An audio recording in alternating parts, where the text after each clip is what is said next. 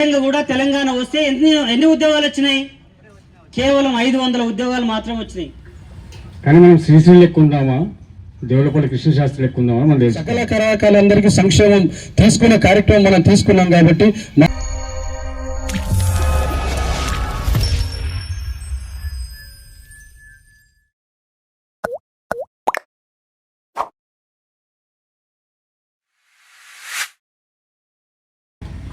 మహానుభావులు గొప్ప వాళ్ళు మాట్లాడే ఉన్నారు.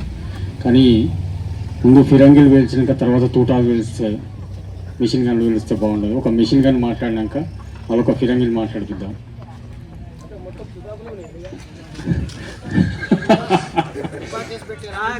ఉపా కేసు ఉపా కేసులే ఉంది. అంటే తెలంగాణ అంశంలో రాజును రాజ్యాన్ని ప్రశ్నించడం అనేది ఇక్కడ ఉన్నటువంటి ఈ డెక్కన్ పీఠంలో ఉన్నటువంటి కవులు కళాకారులకు ఒక వారసత్వం ఉన్నది, వారసత్వం ఉంది.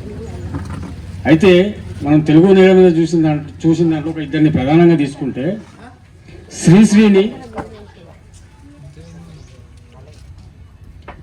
శ్రీశ్రీని దేవులపల్లి కృష్ణశాస్త్రిని చూసుకుంటే, పోలికను చూసుకుంటే ప్రపంచ బాధ నా బాధ అన్నాడు శ్రీశ్రీ. ప్రపంచంలో ఏం జరిగినా దీనులది, ఇబ్బంది పడుతున్నామని పేద ప్రజలది నా బాధ అన్నాడు. దేవులపల్లి కృష్ణశాస్త్రి కూడా అద్భుతమైనటువంటి కవి, కానీ నా బాధ ప్రపంచం బాధ అన్నాడు. వెన్నెల కాస్తలేదు, పక్కన ప్రియురాలు లేదు, ఈ అంశాలు రాసింది. కానీ మనం శ్రీశ్రీ లెక్కుందామా, దేవులపల్లి కృష్ణశాస్త్రి లెక్కుందామా మనం తెలుసుకోవాలి. వాళ్ళు పోయినాక కూడా మళ్ళా ఇంతమంది ఉన్నారు, అంత కళాకారులే కదా. ఒకసారి చేతులు ఆడండి, కళాకారులు అయితేనే. రైట్, సంతోషం. రైట్ మిత్రులారా, తెలంగాణ కళాకారుల వేదిక ఇది 18లో ఈ సంఘాన్ని ఏర్పాటు చేయడం జరిగింది. అయితే తెలంగాణ కళాకారుల వేదిక సంబంధించినటువంటి లక్ష్యం ఏంది, ఏ అంశాల మీద ఇప్పుడు ఇది పనిచేయదలుచుకున్నది అనేటువంటి అంశం మీద మనం మాట్లాడుకుందాం. మరి వేదిక మీద ఉన్న సభాధ్యక్షులు మోహన్ బైరాగన్న, రాచకొండ రమేష్ అన్న గారికి, భాస్కర్ గారికి, వెంకటన్న గారికి, చెమ్మార్ నలిగంటి శరతన్న గారికి, విష్ణు కిషోర్ అన్న గారికి, కంటె సాయన్న గారికి, ఎర్రమల్లేష్ అన్న గారికి, సుధాకర్ అన్న గారికి, మీ అందరికీ పేరు పేరున కళాభివందనాలు. 18లో దీన్ని సంఘం ఏర్పాటు చేసి ఇది ఒక భిన్నంగా కళలకు సంబంధించినటువంటి 66 కళలకు సంబంధించినటువంటి కళాకారులను సంఘటితం చేయడం కోసం ఈ సంస్థను ఏర్పాటు చేయడం జరిగింది. ఎందుకు మరి గతంలో అనేకమైనటువంటి సంఘాలు ఉన్నాయి, ఆయా రాజకీయ పార్టీకి అనుబంధంగా పనిచేసినటువంటి సంస్థలు, మహత్తరమైనటువంటి ఉద్యమాలు నడిపినటువంటి సంస్థలు అనేక సంస్థలు ఉన్నాయి. కానీ వాటి లక్ష్యం కోసం, వాటి ఆలోచన, వాటి లైన్ ప్రకారమే అవి నడుచుకుంటూ పోయింది. కానీ ఇక్కడ మన తెలంగాణలో తెలంగాణ రైతాంగ సాయుధ పోరాటం నడిచింది.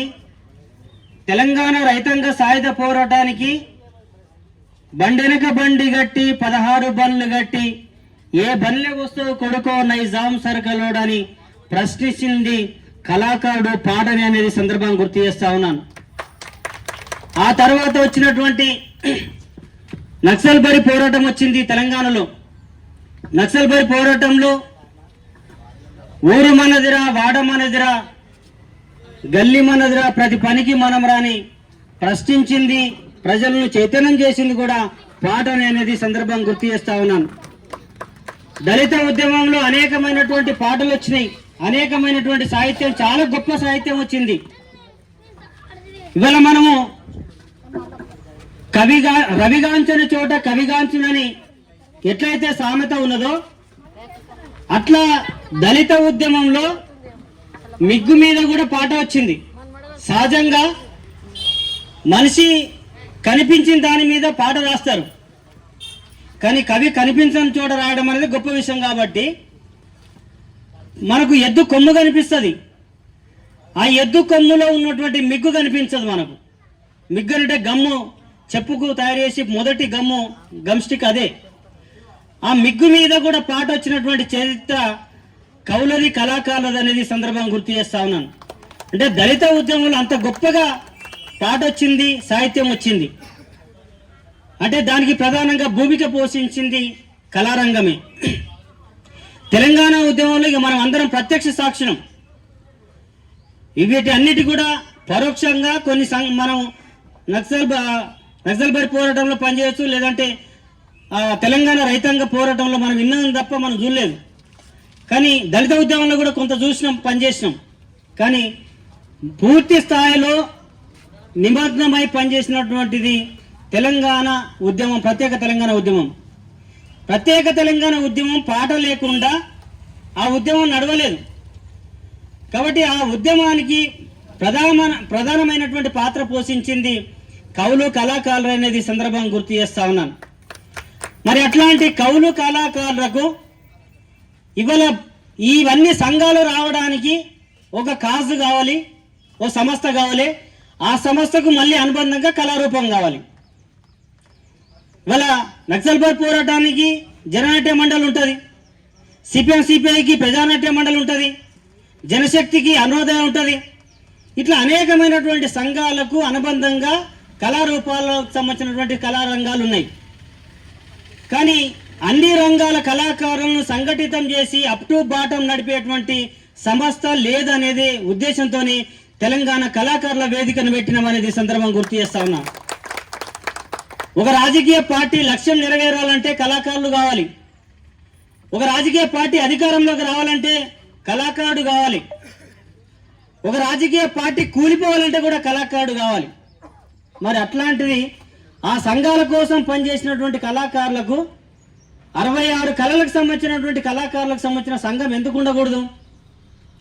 కాబట్టి ఆ ఉద్దేశంతోనే ఈ సంఘాన్ని ఏర్పాటు చేసినాం. కాబట్టి 66 కళలకు సంబంధించినటువంటి కళాకారులను అందరినీ కూడా సంఘటితం చేసేటువంటి కార్యక్రమమే తెలంగాణ కళాకారుల వేదిక అనేది సందర్భం గుర్తు చేస్తా ఉన్నాను. ఇవాళ ఈ మధ్య కాలంలో చాలా మంది నిరుద్యోగ కళాకారులకు ఉద్యోగాలని మాట్లాడుతూ ఉన్నారు. నిరుద్యోగ కళాకారులకు ఉద్యోగాలు రావాలి, దాన్ని ఆస్వాదించడంలో కోరుకునే వారిలో వీళ్ళందరిలో నేను కూడా ఒకడిని.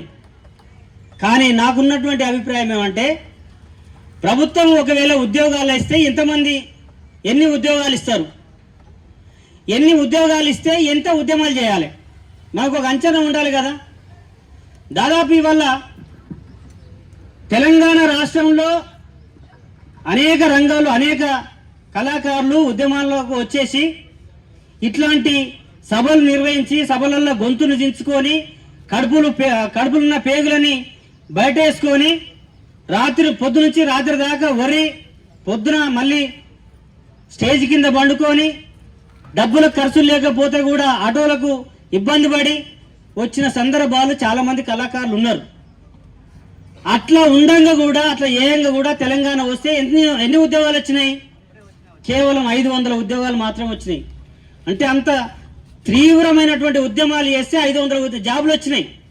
కానీ ఇప్పుడు ఉద్యోగాలు పెంచాలనేటువంటి డిమాండ్ ఏదైతే ఉన్నదో ఆ డిమాండ్కు ఎన్ని ఉద్యమాలు చేయాలి?